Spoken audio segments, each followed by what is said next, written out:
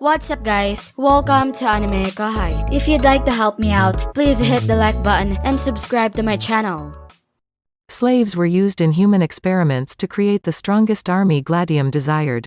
The A-ranked champions and their allies, the battle chimeras, were a hybrid of man and beast, and they possessed unmatched strength. Their actual worth was yet to be proven, though. The ultimate aim of Gladium was the fusion of various natures.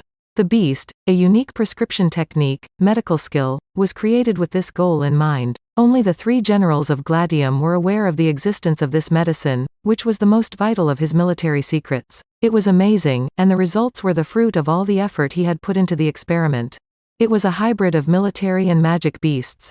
Based on the change of the beastman race, the beast looked for the beast aspect in his partner, the battle chimera, rather than in his own body. The human and the beast truly merged together, giving the body a tremendous amount of power. It might produce a super warrior that is unmatched by any magic beast tamer. But because it was a prohibited medication that gave users magic beast-like abilities, it was also extremely risky. The skill would be forcibly engaged after the medication was given, and it was difficult to deactivate it on your own.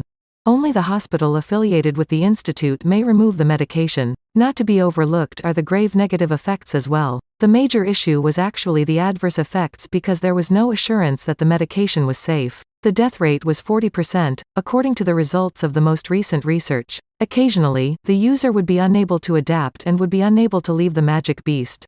The likelihood that this would occur was 20%. In such scenario, the person would never be able to lead a normal human life again. But worse than this was the possibility of going berserk. Some users lost consciousness and rebelled while still preserving their human form, while others were transformed into magic beasts and went on the rampage. It was necessary to get rid of them when this occurred. Additionally, there was a 30% probability that it would occur.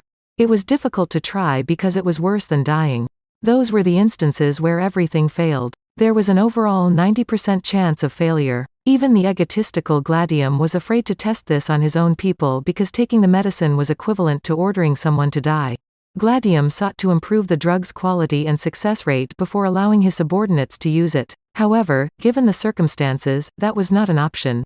The weak would be slaughtered regardless at this rate. Emperor Rudra was much colder-hearted than Gladium. A part of him believed that the weak merely served as bait for the powerful. If that was the case, allowing them to use the drug in this location was the only way to show compassion. Furthermore, individuals that went crazy could be utilized as bait, and even if they couldn't return to human form, they were still useful as a fighting force. The only true waste would be the 40% of warriors who would perish on the spot. The outcome was unknown, but there was no question that their troops would grow stronger than they were now. In that scenario, it was the appropriate thing to do. There were numerous unknown elements about the drug's effects and possible physical abnormalities, but it was assured that 10% of the soldiers would get stronger. Quality was more crucial than quantity on the battlefield. Those who knew this found the concept of reinforcing 10% of the soldiers appealing. In reality, the overall success rate was uncertain. There were insufficient studies, and there was a possibility of unforeseen adverse effects related to physical anomalies. Although such a scenario could not be ruled out, some of them had managed to survive by harnessing the power of magic beasts. Less than 1% of those that lived had been confirmed to be totally compatible. They were known as the Chimera Knights, and the story of their success was, "Hey, you guys. Zamdo called me just now. It appears that now is not the time to have fun. Get up promptly and take care of them." Gladium took his words seriously. Gabble's expression darkened as he understood the comments were not directed at him. He immediately stiffened his face and jumped away from his position. A silver light pierced the place where he had just been a moment before. Emph, you escaped that one. I thought it was a great surprise attack, but it looks like you are still a strong opponent not to be taken lightly. Not to be taken lightly? That's my line. How are you still alive after I blew a huge hole in your chest?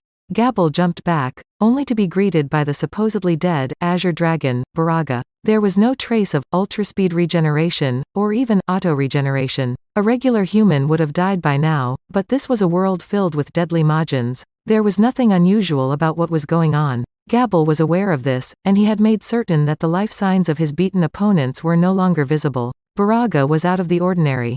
I am safe because Sir Gladium has granted me considerable strength. Allow me to demonstrate who I truly am. A water dragon flew in as though in response to Baraga's cry.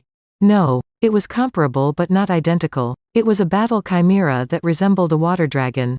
Baraga was a chimera knight who had awakened to his true strength. He was safe if either his primary body or his partner were safe. This was also one of the chimera knight's hidden abilities. And now, by activating the rare medical skill, the beast, he might instantly recover from his deadly wound.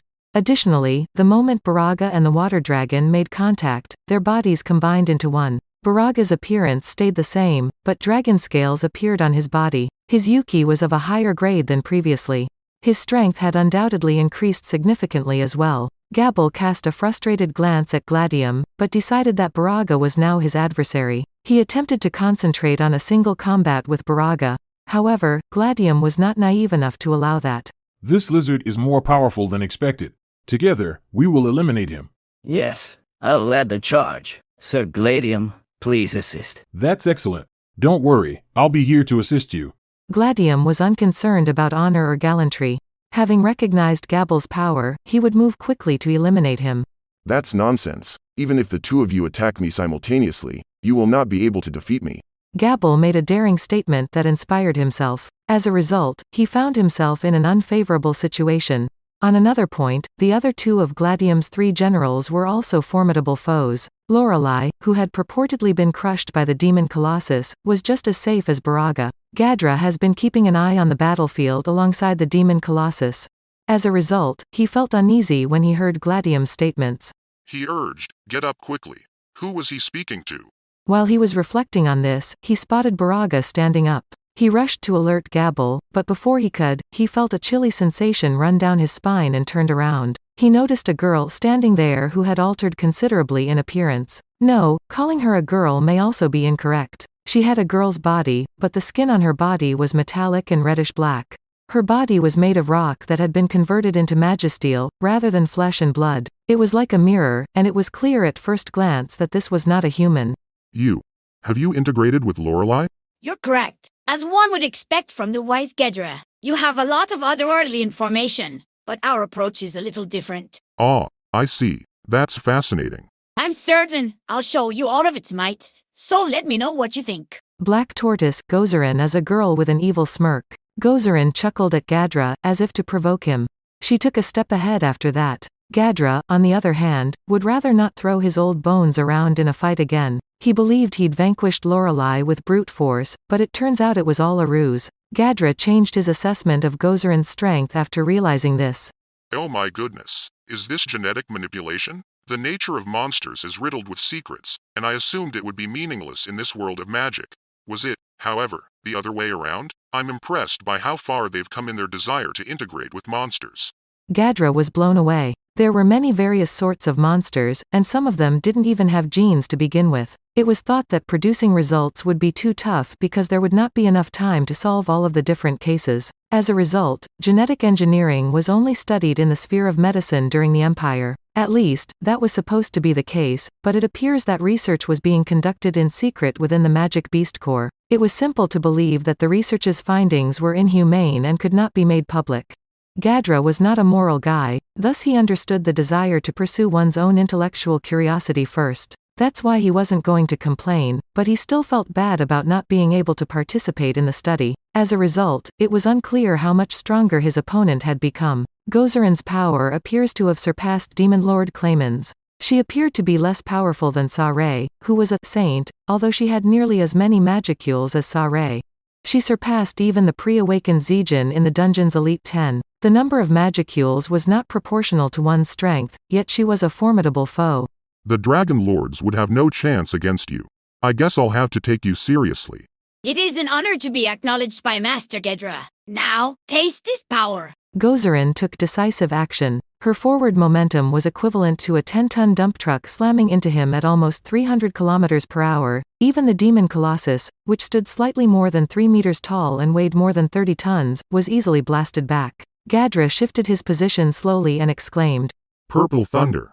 A purple electric shock was released, as the name suggested. One of the armaments put in the demon Colossus was a 1 million volt discharge. In addition, just because the voltage was high did not necessarily imply that the power was strong, and the weapon had been implemented solely for aesthetic reasons. It wasn't worth more than it appeared, but it was the most effective technique to frighten adventurers. And it made it all the way to Gozarin.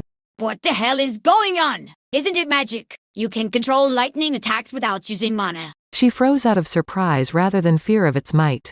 Yes, indeed. After all, it is a secret weapon. Sir Rimuru believed in me and entrusted this to me. As a result, losing must be avoided. Gadra was ecstatic as well. He had examined Gozarin's thrusts and discovered that her body had been transformed into magisteel components. He guessed it was Lorelei's particular ability. Despite the fact that the material was heavier and harder than steel, Gozarin's movements were fluid. Furthermore, her concealed power was equivalent to that of a saint, and there was no way to deny that it was a horrible change. Gadra, on the other hand, possessed the demon colossus.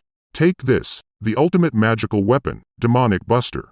It was the most potent weapon in his armory once more. Because the firing control mechanism was tied to Gadra's will, the weapon could be activated instantly. The Demonic Buster was his most powerful weapon. It was a name that honored the demons, in the manner of Gadra the magical geek. Its performance is comparable to that of a Magicule convergence gun.